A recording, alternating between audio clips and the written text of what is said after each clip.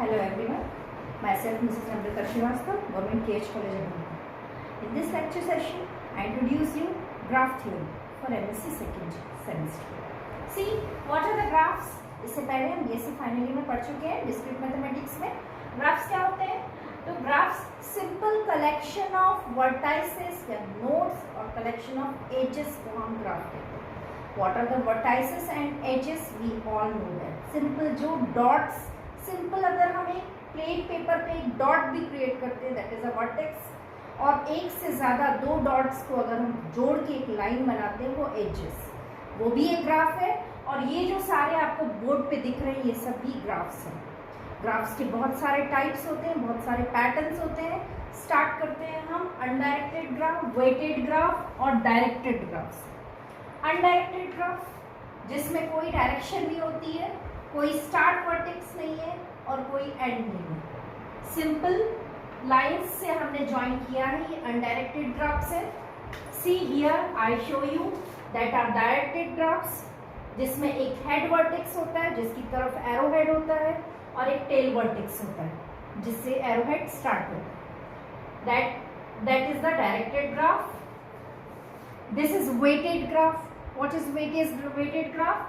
हर edge को एक specific number assign किया गया है, एक वेट असाइन किया गया है, इसीलिए ये क्या है? Weighted graph. Directed graph, weighted graph, weighted directed भी हो सकता है, और उसके बाद undirected graph. Simple undirected graph में भी हम एजेस को वेट असाइन कर देते हैं जैसा मैंने दिखाया आपको, और डायरेक्टेड ग्राफ में भी मैं वेट असाइन कर सकती हूँ. मीन्स अगर एजेस को एक स्पेसिफिक नंबर असाइन कर दें हम, तो उस टाइप के ग्राफ्स को हम क्या कहते हैं? Weighted graph. Weighted graph, directed graph, undirected graph. अब इससे थोड़ा सा एक कॉन्सेप्ट जुड़ता है कि अगर ग्राफ्स हैं तो वर्टेक्स की कुछ डिग्रीज होंगी, कोई स्पेसिफिक नंबर होंगे जो वर्टेक्स से असाइन होंगी. तो सीधी सी बात है, अनडायरेक्टेड ग्राफ में एक वर्टेक्स से जितनी एजेस जुड़ती हैं उनके नंबर्स को हम उस वर्टेक्स की क्या कहते हैं? डिग्री कहते हैं. डायरेक्टेड ग्राफ में चूंकि एक वर्टेक्स हेड हो जाता है, दूसरा वर्टेक्स उसका टेल हो जाए, या वही वर्टेक्स किसी एजेस के करस्पॉन्ड में हेड वर्टेक्स है, किसी एजेस के करस्पॉन्ड में टेल वर्टेक्स है.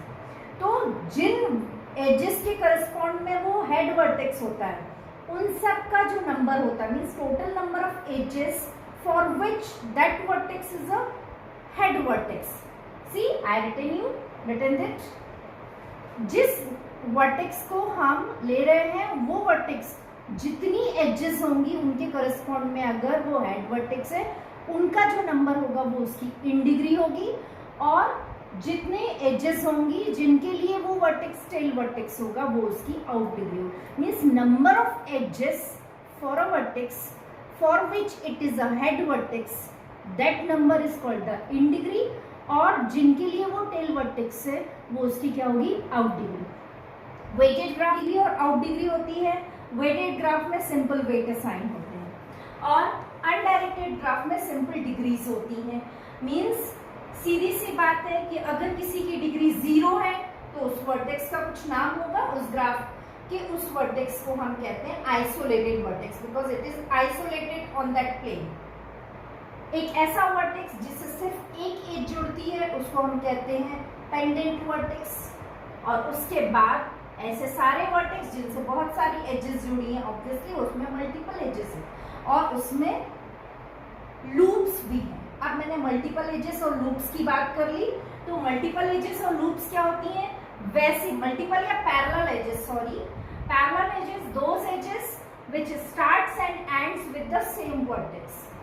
See in here these two edges are parallel edges. This edge is called the loop because it is started and ends with the same vertex. एक ही as है जो एक vertex से start हुई है उसी पे एंड हुई है, तो ये लूप है. अभी मैंने बात की पेंडेंट वर्टेक्स की, पेंडेंट वर्टेक्स के अलावा मैंने बात की आइसोलेटेड वर्टेक्स की, और फिर मैंने बात की लूप्स की, और फिर पैरेलल एजेस की. इसके बाद मैं थोड़ा आगे बढ़ती हूँ. अगर ये सारी चीजें हैं तो ऑब्वियसली ग्राफ्स भी स्पेसिफिक होंगे उसमें. तो ग्राफ्स हो सकते हैं सिंपल ग्राफ, मल्टी ग्राफ और pseudo graph. This is the type of the graphs.